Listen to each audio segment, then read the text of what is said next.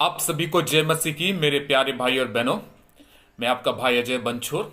आशा करता हूं आप सब अच्छे होंगे और आज की सुबह भी आप प्रभु की आराधना करने के लिए तैयार होंगे। देखिए, आज भी मैं प्रभु का वचन को लेकर आपके सामने उपस्थित हूं और आज का जो वचन है मेरे लिए काफी अनोखा है और मुझे बहुत ही अच्छा लगता है इन वचनों को सीखने में और सिखाने में भी। तो मैं आशा करता हूं ये आपके लिए भी आशीषित होगा, आपके बच्चों के लिए भी आशीषित होगा, आपके परिवार के लिए भी आशीषित होगा। तो आइए बिना समय नष्ट ना करते हुए हम सीधे प्रभु के वचन में चलते हैं। अगर आपके पास बाइबल है तो मेरे साथ एक वचन निकालें। इफिसियों की पत्री उसका 6वां अध्याय उसका 4था आयत। इफिसियों की पत्री 6वां अध्याय उसका 4था आयत हम मिलकर पढ़ेंगे। उसमें ऐसा लिखा हुआ है, हे बच्चे वालों, अपने बच्चों को रीस न दिलाओ, परंतु प्रभु की शिक्षा और चेतावनी देते हुए उनका पालन पोषण करो।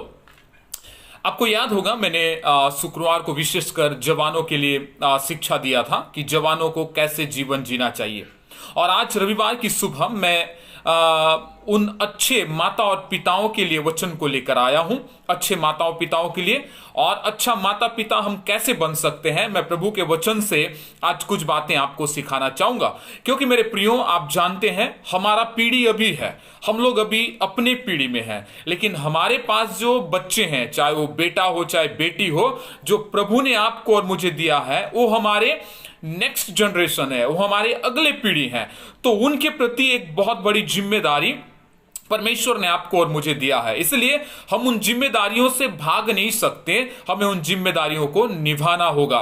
तो मैं आप लोगों से यही कहना चाहता हूं, बच्चों को पैदा करना ही काफी नहीं है, लेकिन बच्चों को परमेश्वर में बड़ा करना और उनके परमेश्वर की योग्य बनाना और उनको संसार के सामने अच्छा प्रस्तुत करना, यह भी हमारे जीवन का एक मुख्य सेवा है। और वो किस रीति से मैं आपको आगे बताऊंगा, और बच्चे हमारे जीवन में कितना इंपॉर्टेंट है मैं आपको आगे बताऊंगा मेरे प्रियो। क्योंकि आप बाइबल में पढ़ेंगे तो बाइबल में सैकड़ों ऐसे वचन हैं जो बच्चों के विषय में हमें शिक्षा देती है कि बच्चे कोई मामूली नहीं है और हमें उन्हें छोटे हैं समझकर उनको छोड़ नहीं देना है, लेकिन उनको प्रभु में तैयार करना है। तो इसलिए मैं उन सारे माता पिताओं से आज मैं बात करना चाहता हूं जिनके पास बच्चे हैं और जो माता पिता होने जा रहे हैं। आप ध्यान से सुनिएगा, जिस प्रकार आप एक कलीसिया में सेवा करते हैं, आप एक मीटिंग में सेवा करते हैं, आप अपने जीवन में सेवा करते हैं, वैसा ही और उतना ही बड़ा आपके बच्चों का सेवा भी है।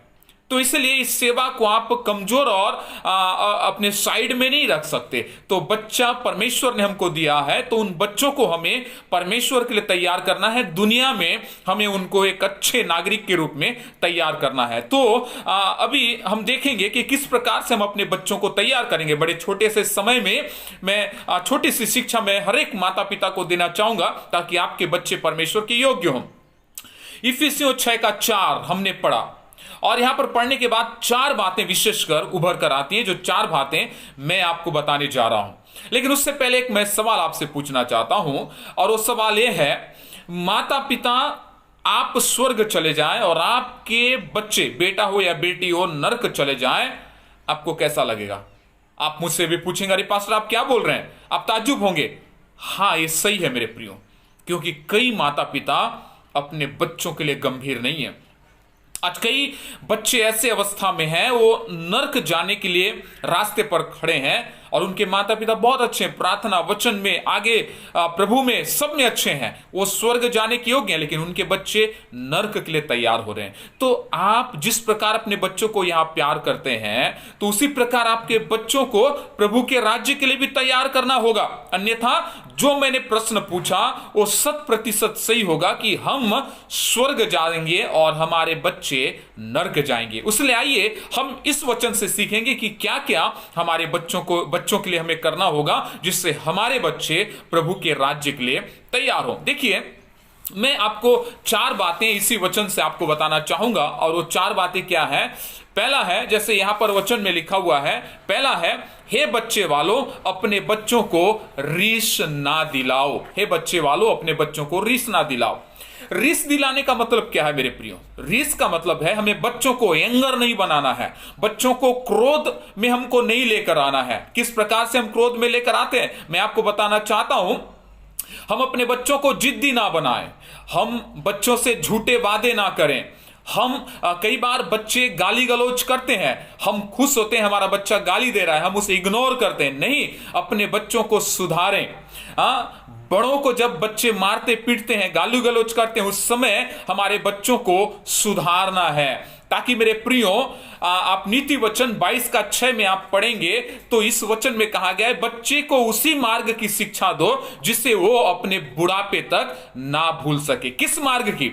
हमें प्रभु के मार्ग की शिक्षा देना है, हमें दुनिया में किस प्रकार से वो जी सकता है उसे शिक्षा देना है। लेकिन कई माता पिता कई बार बच्चों को इग्नोर कर देते हैं। जो कर रहा है वो करने दो, गाली देता है देने दो, पैसा चोरी करता है चोरी करने दो, झूठ बोलता है बोलने दो। हम इन बातों के द्वारा बच्चों को हम इग्नोर करते हैं और उसे क्रोधित करते हैं मेरे प्यारे भाई और बहनों, जिससे हमारा बच्चा एक गलत बच्चे के रूप में तैयार होता है।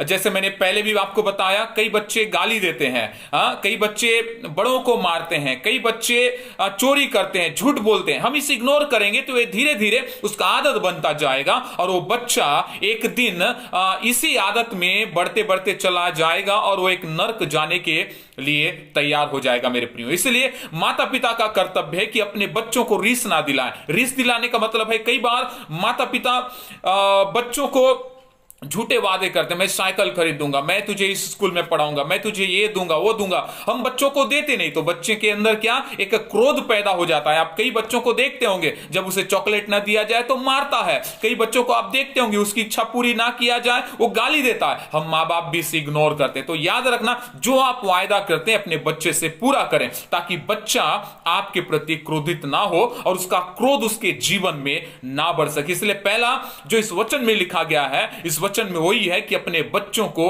रीस ना दिलाएं। जो अच्छे माता पिता होते हैं वो बच्चे को रीस नहीं दिलाते हैं, लेकिन उन्हें अच्छी मार्ग की शिक्षा देते हैं जो प्रभु के वचन के अनुसार है, और वो बच्चा कभी भूलता नहीं। नीति वचन 23:13-14 में आप पढ़ेंगे, वहां पर लिखा हुआ है कि कई बार अगर हमारे बच्चे जिद्दी हो जाते हैं, हटीले हो जाते हैं, तो उन्हें छड़ी से हमको सुधारना चाहिए। इससे वो मरेंगे नहीं, लेकिन उनका जीवन को हम अधोलोक से बचाएंगे। कई माता पिता बहुत ही लाड़ करते हैं बच्चों को, वो गलत काम करे तो भी उसे सराहेंगे, और वो गलत भी करे तब भी उसे शाबाशी देंगे। नहीं मेरे प्रियो, गलत करता है तो कई बार वो नहीं मानता है तो हमें छड़ी का भी इस्तेमाल करना पड़ेगा, ताकि बच्चा डरे और प्रभु के रास्तों पर चल सके। तो नीति वचन 22:6 को आप पढ़िएगा, नीति वचन 23:13 और 14 को आप पढ़िएगा। इसमें आपको समझ में आ जाएगा कि कैसे हम अपने बच्चे को तैयार कर सकते हैं। और पहली बात याद रखना, हमें बच्चों को रीस नहीं दिलाना है। दूसरी बात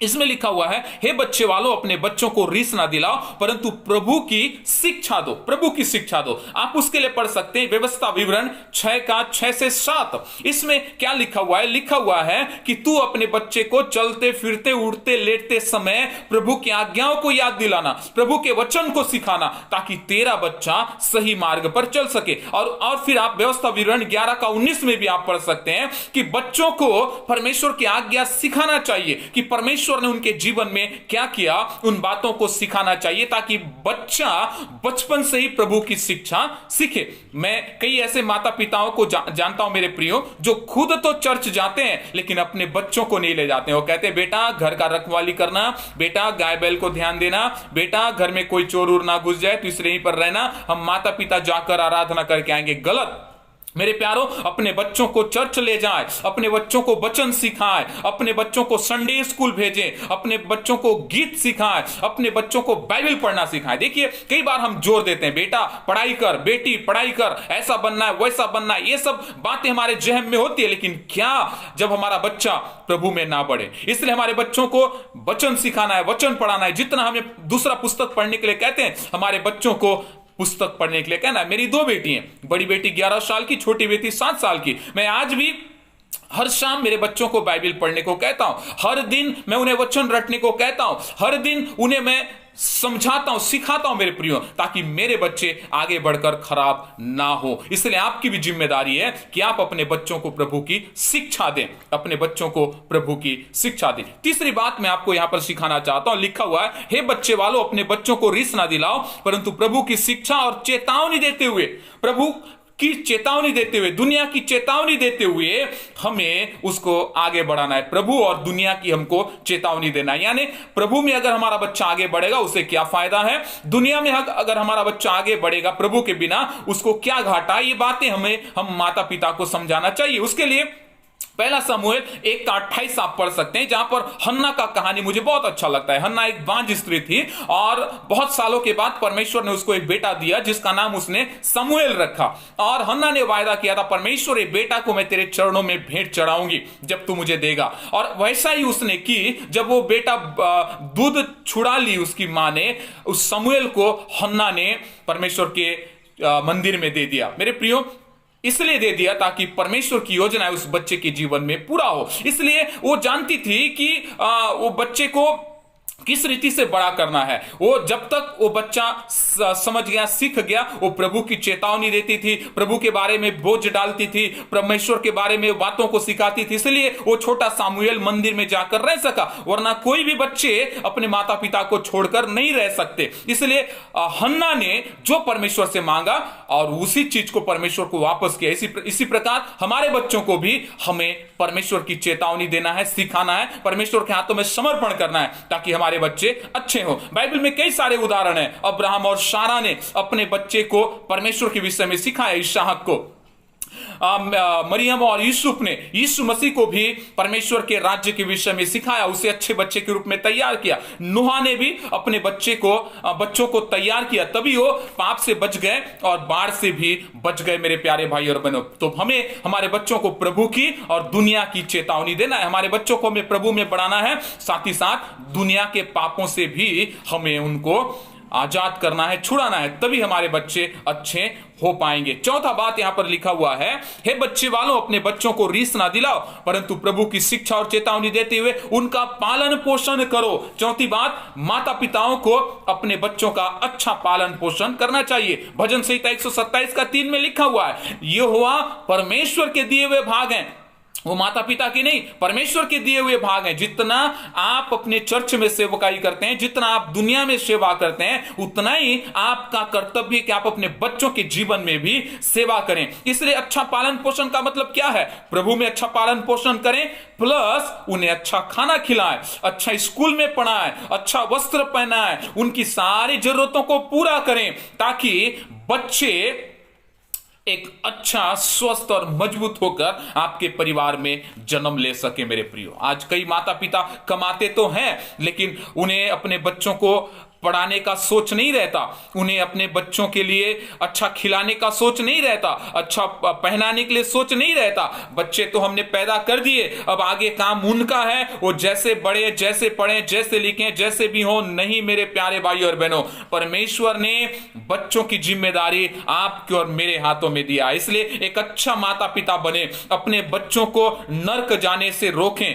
आज कई कलीसियाओं में बच्चों के ऊपर या फिर अच्छा पेरेंटिंग के ऊपर टीचिंग नहीं होती है, शिक्षा नहीं होती है। हम बड़े बड़े प्रचार करते हैं, लेकिन कभी हम माता पिताओं को बैठाकर उनके बच्चों को कैसे तैयार करना है शिक्षा नहीं देते हैं। तो आज मेरे कमाई का, अगर आप मुझसे पूछें मेरा कमाई का मकसद क्या है, मेरे एक ही चीज कहूंगा, यही मकसद है कि मैं मेरे बच्चों को अच्छा पढ़ाऊं, अच्छा बढ़ाऊं, अच्छा खिलाऊं, अच्छा तैयार करूं। यही मेरी कमाई का मकसद है। उसी प्रकार मेरे प्यारे माता पिता, मेरे भाई बहन, जितने भी आप वचन को सुनेंगे, अपने बच्चों को अच्छा खिलाएं, अच्छा पढ़ाएं, अच्छा लिखाएं, अच्छा कपड़ा दें, ताकि वो बच्चे व्यवहार में आगे बढ़ सकें और आपका बच्चा बड़ा होकर आपका नाम ऊंचा करेगा, क्योंकि ये हमारी पीढ़ी है। अगला पीढ़ी को अगर हमें परमेश्वर के लिए तैयार करना है तो इन 4 बातों को हमें अपने बच्चों के जीवन में करना पड़ेगा। तो पहला बात, अपने बच्चों को रीस ना दिलाएं। दूसरा बात, प्रभु की शिक्षा दें। तीसरी बात, प्रभु और दुनिया की चेतावनी दें। चौथी बात, बच्चों का अच्छा पालन पोषण करें। अगर आप ये 4 काम अपने बच्चों के जीवन में करते हैं तो प्रभु आपको आगे बढ़ाएगा